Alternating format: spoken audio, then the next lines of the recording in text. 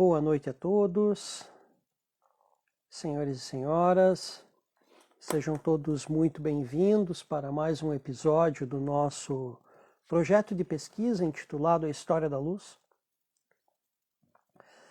Nele, buscamos apresentar, dentro de um contexto livre de amarras e terminologias densas, falaciosas, verborrágicas, busco trazer a todos vocês o assunto do esoterismo tradicional do Ocidente, ou mesmo de algumas situações da caminhada iniciática, com uma linguagem muito mais acessível, uma linguagem mais franca.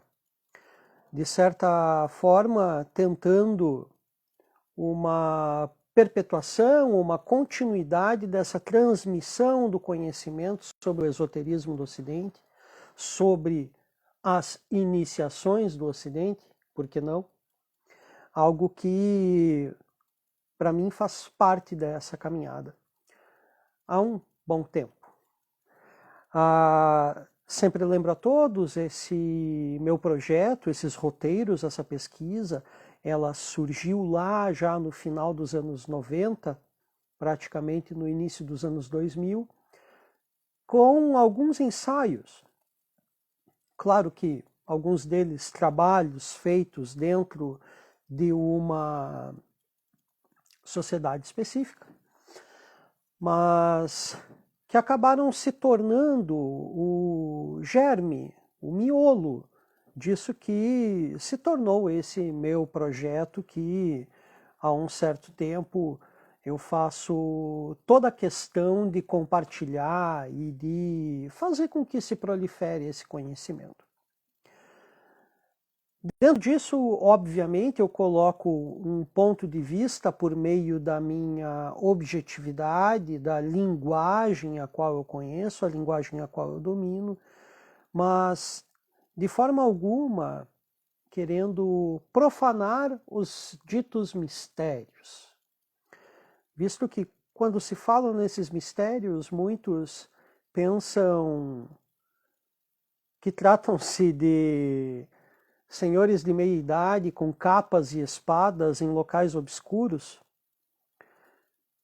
Não que não tenha um pouco disso, mas a maior parte deste conhecimento, a maior parte desses mistérios, reside no fato de abstrair da objetividade do mundo material ao qual nós vivemos e ter, por meio deste olhar à matéria, o apreço pela substância subjetiva, ou seja, aquilo que forma as coisas, mas que nós ainda não despertamos, nós ainda não temos olhos para ver. Alguns que andam por aí, digo, os errantes, nessa nossa vida profana, nós começamos em algum ponto a desconfiar de determinadas situações que para nós não fazem sentido serem puramente profanas e materiais. Em algum momento, muitos de nós acabam se deparando com questionamentos muito mais profundos e nós encontramos apenas as respostas a esses questionamentos por meio da caminhada dentro desse esoterismo, dentro das tradições ocidentais. Claro, em algum ponto nós vamos nos deparar com alguns contextos que vão ou não de encontro com a religião a qual nós confessamos, e é nesse ponto que aparece talvez o desejo pela autorrealização. Por que eu falo isso? Muitos em determinados pontos de sua vista questionam as suas próprias religiões, achando que coisas fazem muito sentido, é óbvio, senão nós não teríamos essas confissões, mas que o questionamento nos leva a algo que parece que é um anseio, parece que é uma voz que vem do nosso interior. E é aí que surge a caminhada pela autorrealização, a caminhada pela autoiniciação e, por que não, a caminhada junto a outros iguais. É óbvio que aqui eu falo da caminhada iniciática. Uma caminhada iniciática, ela é fielmente seguida quando nós já seguimos o exemplo daqueles irmãos mais velhos, ou sejam aqueles que fizeram o caminho antes de nós, que podem nos apontar em determinado ponto aonde nós podemos tropeçar, muitas vezes também não nos informam aonde nós vamos tropeçar, porque esses tropeços também constroem, e aqueles que de determinada maneira podem nos apontar por onde seguir. É óbvio que esse é um caminho de penumbras. Por que penumbras? Por que penumbras, professor? Né? Agradeço a todos os meus queridos alunos que me acompanham. Por que penumbras? Porque este lusco-fusco, este amanhecer ou entardecer, faz parte da nossa caminhada. Se nós não cerrarmos os olhos para ver bem, quer dizer que nós não teremos o afinamento necessário da nossa visão, e isso, obviamente, significa os nossos sentidos.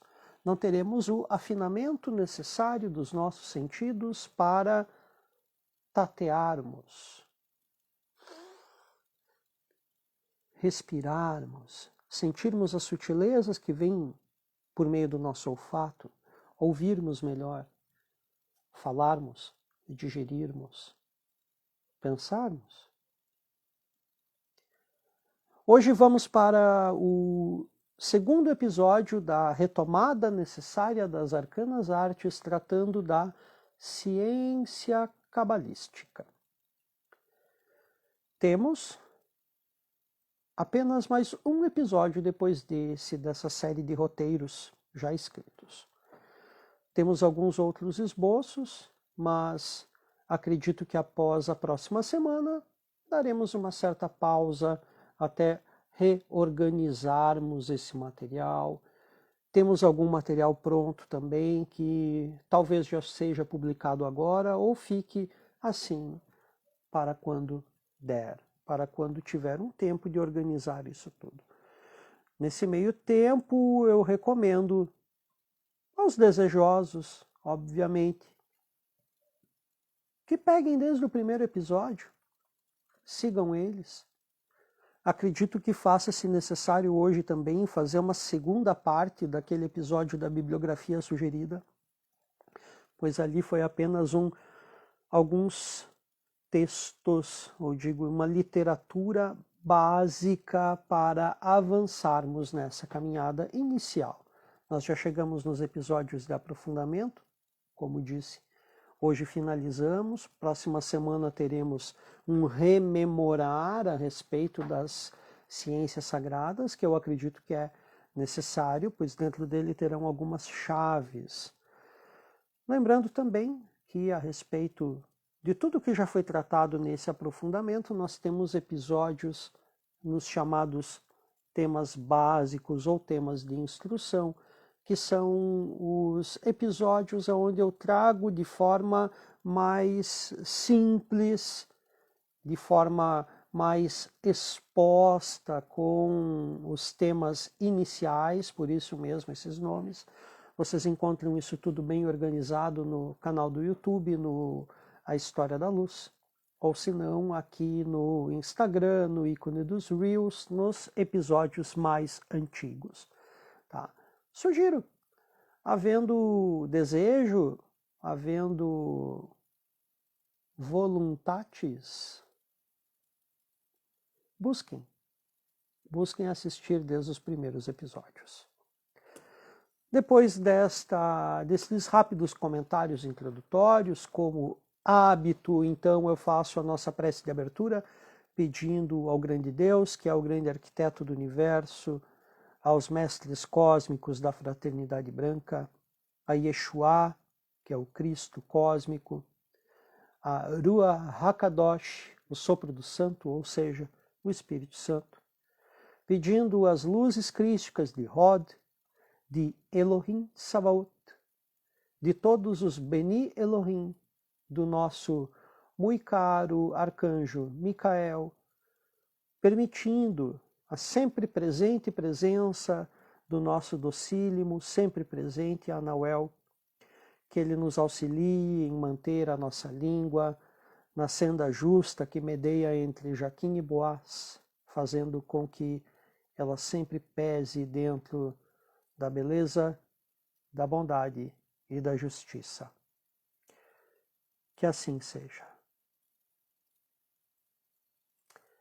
Saúdo novamente a todos que estão nos assistindo. Eu vejo aqui diversos alunos. Muito obrigado a cada um. Citá-los seria extensivo, seria também, não de certa forma exaustivo, mas lembrando que esses episódios eles ficam sempre salvos. Então eu busco sempre um certo conceito de atemporalidade quando eu gravo esses materiais. Então por isso que eu busco não citar nomes. Algum tempo atrás, alguns alunos reclamaram que eu não os saudei, mas sintam-se saudados. Eu prefiro não citar nomes para deixar isso tudo de uma forma atemporal, também, de certa forma, impessoal. Mas vocês sabem muito bem que estão aí, eu sei muito bem que vocês estão aí. Saúdo também a todos que não estão assistindo essa transmissão de forma ao vivo, mas que vão assistir depois esses episódios lá upados no YouTube ou ali no arquivo dos Reels do Instagram. Então, avancemos hoje na segunda parte dessa nossa retomada sobre a ciência cabalística, nesse novo estudo que desenvolvemos junto a vocês sobre as ciências sagradas da tradição ocidental. Ou seja, como eu intitulo, a retomada necessária sobre as arcanas artes, sobre as ciências sagradas. Podemos dizer que a aplicação do conhecimento partilhado com vocês no nosso projeto A História da Luz, de forma geral, mas em particular nos episódios que tratam novamente sobre essas arcanas artes, sobre as ciências sagradas, isso tudo certamente criou ou criará uma plasticidade diferenciada nas vossas concepções sobre as leis naturais, algo que as ciências sagradas representam, onde certamente haverá, a partir de agora, uma noção de que a realidade a qual nós vivemos é apenas uma parte de uma realidade total da mais abrangente existência. Da origem até a manifestação, a realidade tem uma gramatura bem presente do que surge do sutil e segue então até o denso, que surge do manifesto, do imanifesto e incriado, e segue até a manifestação mais sólida por nós conhecidas. E por meio deste referencial de mundos, ou de realidades, vamos crer que a noção de que somos unos ao divino é uma verdade a partir de agora. Vindos de um mesmo lugar, nossa destinação será este mesmo lugar de onde fomos emanados, surgidos, originados originalmente. Eu adoro redundâncias, sempre falo isso. A caminhada de alma que foi feita desde nossa origem até a nossa manifestação atual é muito subjetiva para nossas compreensões e imaginações até o momento. E aqui, uma coisa é certa, que sairemos daqui com certas informações que, ao menos, auxiliarão e muito em nossas meditações a respeito de onde viemos e para onde iremos. Sem pretensões de apresentar qualquer coisa que seja nova entre os céus e a terra, vamos para a nossa colaboração com vocês de hoje, no episódio de número 32 do projeto A História da Luz.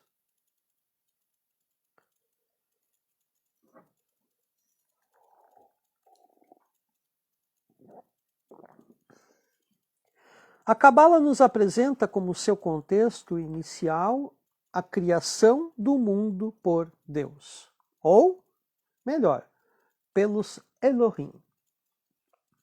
É ao menos aquilo que o livro de Gênesis nos apresenta com sentido literal, mas que pelas ferramentas cabalísticas poderemos então interpretar pela lente da subjetividade. Eis que aqui entra um documento muito importante da literatura cabalística clássica, que é o Sefer HaYetzirah, ou literalmente o livro Sefer HaYetzirah, da criação. Sefer HaYetzirah, o livro da criação. Um livro originalmente curto, que possui cerca de não mais que 20 e poucas páginas, com um conteúdo que até os dias atuais não foi ainda esgotado nas meditações dos cabalistas. Muitos criaram métodos de compreensão desse documento a fim de interpretar o simbolismo contido nele, e um dos grandes foi Abraão de Abulafia, que chegou a um ponto de profundo contato místico com essa doutrina. Ele desenvolveu um método prático bem especial com as ferramentas utilizadas pelo Criador dos mundos para organizar o caos, dando-lhe ordem. Abraão de Abulafia desenvolve um método de meditação por meio das letras hebraicas, algo que eu dificilmente recomendo filmes, mas tem um filme muito bonito com o Richard Gere chamado Palavras de Amor. Eu não sei se vocês já assistiram, mas é um filme, talvez seja livro, aí eu não sei, mas é um filme muito bonito, muito bonito. Eu recomendo que vocês assistam. Ele tem a ver, sim, com o método criado por Avraham de Abulafia. Esse método conduz o praticante a uma imersão total no interior de cada uma das 22 letras hebraicas, conduzindo-o a um estado de êxtase místico que lhe revelará as chaves ocultas da criação, obviamente, se forem de vosso merecimento. Estas técnicas hoje estão em grupos muito específicos da tradição e foram aplicadas como referência nas mais variadas doutrinas conhecidas. É um método de contato com a egrégora maior, a egrégora das chaves da criação. Logo, cada um daqueles que pratica este método está convidado ao que lhe é de justo merecimento nessas ferramentas criadoras, nem mais e nem menos do que é do seu justo merecimento. Isso é a Cabala. Aprofundando então um pouco do que o Sefer HaYetzirah nos apresenta, vamos dissecar os tópicos, ao que nos cabe de forma superficial. De forma aprofundada, tenha o livro. Busque uma escola séria de estudo cabalístico ou busque saber. Seu início se dá com a geração dos 32 caminhos misteriosos. Temos então aqui, de saídas do nada, a década, ou seja, as 10 sefirot e as 22 letras fundamentais. Sefirot é o coletivo de Sefira, ou seja, Sefira é a unidade e Sefirot o conjunto das mesmas. Podemos chamar elas de esferas ou de pérolas. Essas 10 auxiliam a descida do relâmpago brilhante, ou seja, o caminho do veículo criador, que saído do incriado a cada passo, tornado a partir do mundo fenomênico cada vez mais criado, ou seja, ao ser originado, ele é então criado. Ao ser criado, ele é então formado. E, assim, então, formado, ele é manifestado. Manifestado aqui no mundo fenomênico, mundo da ação, mundo das formas e da densidade física. Estes estágios que têm como inicial a coroa, Keter, se encerram no reino, ou sejam, em Malkut. Existe algo além de Malkut, mas não acho correto ser explorado. Ou melhor, não achamos correto ser explorado. Da coroa vamos para a sabedoria, Chokhmah, e dela para o conhecimento, Binah. Essa tríade superior nos apresenta o estágio mais refinado da existência positiva, ou seja, daquilo que existe na criação. Por isso, existência positiva. Daquilo que é imanifesto, a gente chama de existência negativa, ou aquilo que está para trás daquilo que se forma, daquilo que é positivo. Positivo, visível, palpável. Negativo, aquilo que é imanifesto, aquilo que ainda não existe.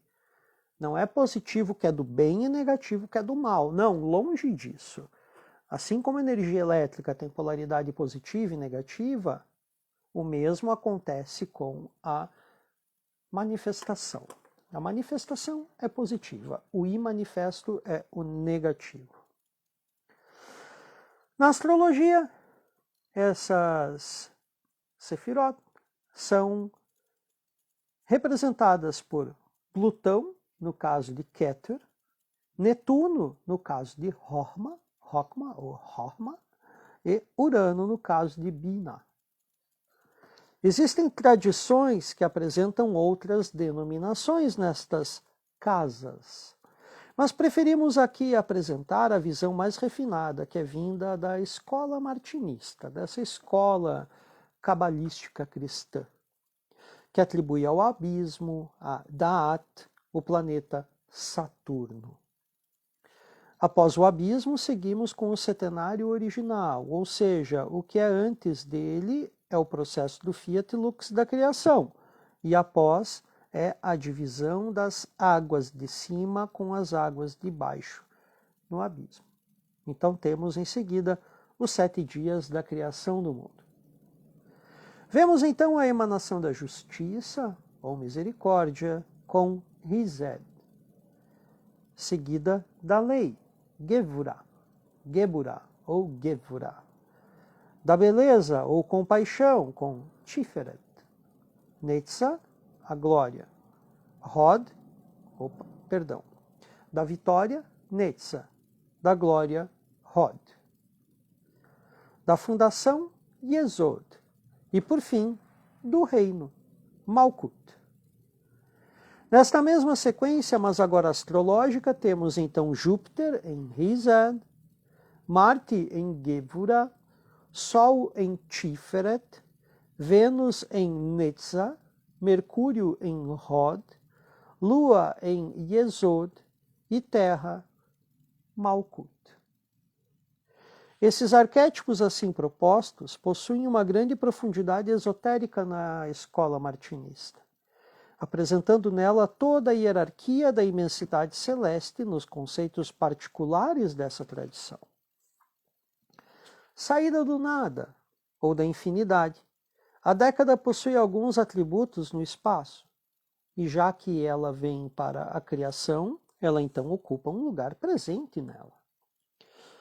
Estes atributos são o começo infinito, o fim infinito, o bem infinito, o mal infinito, o alto infinito, a profundeza infinita, o leste infinito, o oeste infinito, o norte infinito e o sul infinito. E isso onde Deus é o único que é o rei no reino. Junto a essas emanações, a década, ou as Sefirot, que formam a árvore da vida, temos as 22 letras fundamentais, e delas tudo o que foi, o que é e o que será, terá por meio delas a sua origem. Elas formam o vigor após terem sido postas em ordem pelo próprio Deus. Ele que as combinou, as mudou, as pesou e lhes deu forma, assim como deu forma a tudo o que foi, que é e que será em um futuro. As estabeleceu em vigor pelo sopro de sua voz. As fixou em vigor como uma muralha na esfera. Ele, Deus, criou uma realidade do nada, fez da não existência a existência e talhou colunas colossais no ar impalpável. As fixou em 5 lugares da boca do homem, como guturais, palatais, dentais e labiais. Combinou Aleph com todas as letras e todas as letras com Aleph.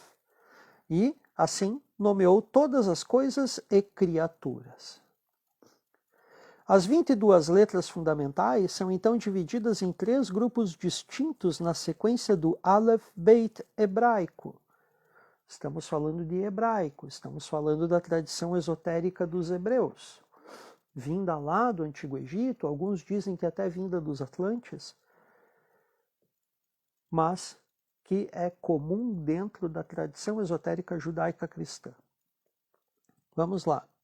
As 22 letras fundamentais são então divididas em 3 grupos distintos na sequência do Aleph Beit hebraico. Aleph Beit é o alfabeto, sendo 3 letras mães, 7 letras duplas e 12 letras simples.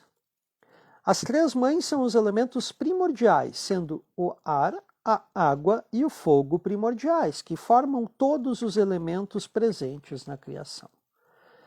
As 7 letras duplas nos apresentam os 7 planetas, mas também o conceito de dualidade, sendo sabedoria e insensatez, riqueza e pobreza, beleza e fealdade, fecundidade e esterilidade, vida e morte, domínio e escravidão, guerra e paz. Destas qualidades podemos tecer inúmeros comentários sobre a natureza dual das coisas, algo que já dissecamos um pouco quando estudamos lá o hermetismo, os 7 princípios herméticos presentes no Kybalion, ou Kybalion. Mas aqui temos uma riqueza impressionante de possibilidades. Por exemplo, na Guerra e Paz, que pode ser sintetizado pelo antigo termo si vis pacem para bellum. Se queres a paz, prepara-te para a guerra. Ou, ao debater sobre vida e morte, nós podemos falar da vida de um ente querido ou da morte de um vírus, por exemplo. Pensam a dualidade? Enfim, é um debate que é muito amplo. Inúmeras possibilidades. As 12 letras duplas nos trazem os dons natais dos seres, mas também as 12 constelações, os 12 meses do ano, os 12 órgãos do corpo do homem. Nestes últimos temos, então, mãos e pés, rins, vesícula, intestinos, fígado, garganta, estômago e baço. As relações são muito interessantes aqui e fundamentam uma espécie de astrologia primitiva ou uma astrologia cabalística rústica, onde a necessidade do conhecimento do mês de nascimento do ser já lhe traz muitas informações importantes. Não precisa ter, nessa astrologia cabalística, nós não precisamos ter o mapa natal. Apenas saber o mês do nascimento já dá inúmeras faculdades natais bem interessantes de serem estudadas. Uma peculiaridade aqui, que também é válida de ser apontada, é que o mês judaico está em relação ao calendário zodiacal, sendo assim então expostos Áries, por exemplo, mês de Nissan, relacionado ao pé direito e ao dom da fala. A letra é a letra Re. Touro, mês de Iyar, rim direito, o dom do pensar, a letra Vav. Gêmeos, mês de Shivan, pé esquerdo e ao dom do andar, letra Zain. Câncer, mês de Tammuz, mão direita, e o dom de ver, letra Het. Leão, mês de Ab, rim esquerdo e o dom de ouvir, a letra é Tet. Virgem, mês de Elul, mão esquerda, dom do trabalho, a letra é Yod. Libra, mês de Tishri, vesícula, dom do reproduzir, letra Lamed. Escorpião, mês de Mashevan, o órgão são os intestinos, o dom do olfato ou do perceber. A letra é Nun. Sagitário, mês de Kislev, estômago, dom do sonhar, a letra é Samer. Capricórnio, mês de Teves, fígado, dom da ira ou da transformação, do transformar, a letra é Ain. Aquário, mês de Shvat, o órgão é a garganta, a parte do corpo é a garganta, o dom é o do digerir, a letra é Sadik. E Peixes, mês de Adar, o órgão é o baço, o dom é o do riso ou da leveza, a letra é Kov. Por fim, o livro nos fala sobre o momento no qual o patriarca Abraão tomou consciência do conteúdo nele exposto, e que Deus fez com ele a aliança dos dedos da mão, que é a aliança da língua, e a aliança dos dedos dos pés, que é o compromisso da circuncisão. Aqui temos inúmeras relações e a presença de um tratado simbólico, místico e, por que não, histórico, que apresenta de forma geral os conceitos cabalísticos que, juntamente ao Sefer HaBahir, ou o livro da iluminação, e o Sefer HaZohar, ou o livro da carruagem, ou do esplendor, junto ao Sefer HaTorá, que é o livro da lei, firmam a tradição como deve ser. Existem centenas de outros livros, muitos especulativos e repetitivos, ou até então sem sentido, que não possuem o profundo significado que este, em particular, possui para a tradição. O Sefer HaYetzirah é um compêndio magnífico da Cabala, cerca de menos de 30 páginas, e que contém mistérios que até hoje não foram totalmente decifrados pelos cabalistas, sejam eles judeus ou cristãos. Encerramos hoje aqui a nossa jornada sobre as ciências sagradas. Próxima semana teremos um resumo, trazendo mais algumas informações, alguns tópicos para aqueles que estão estudando o nosso projeto desde lá do primeiro episódio, podem utilizar para as suas meditações. Eu espero que todos os temas devam ter sido de um engrandecimento diferencial para todos vocês que sempre nos acompanham. E aguardamos sempre os feedbacks de todos para melhorarmos, sempre que possível, a nossa aplicação e métodos de exposição desses temas. Agradeço a cada um de vocês e fiquemos todos no bem, sempre.